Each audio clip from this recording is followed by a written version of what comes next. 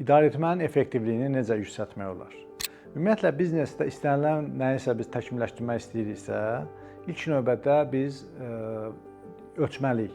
Yəni, mövcud vəziyyəti başa düşməliyik ki, hazırda necədir idarəetmə? Onun əsasında biz effektivliyi yüksəltməkdən danışa bilərik. Yəni, düzgün diaqnostika olmalıdır, araşdırma olmalıdır.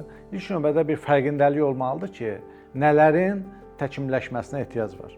Düzgün diaqnostika apardıqdan sonra şirkət idarəetmə sistemi formalaşdırmalıdır. Amma sistem də o vaxt effektiv olacaq ki, bunun mərkəzi istinad nöqtəsi olsun.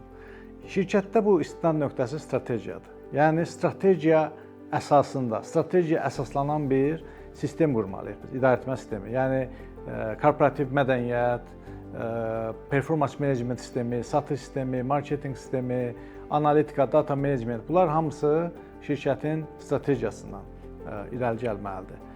Amma biz harda boşluq var diaqnostika nəticəsində, gedək onları aradan qaldıraq, bunun da adını qoyaq idarəetmənin təkmilləşməsi. Bu elə də deyil. Yəni, şirkət yalnız əskikliklərə, çatışmazlıqlara fokuslanarsa, bu əslində doğru bir yol deyil. Biz ilk növbədə bizi güclü edən, bizə rəqabətdə önə çıxardan rəqabət üstünlüklərimizə, güclü tərəflərimizə fokuslanmalıyıq ki, idarəetməmizdə daha böyük dəyər yarada bilək.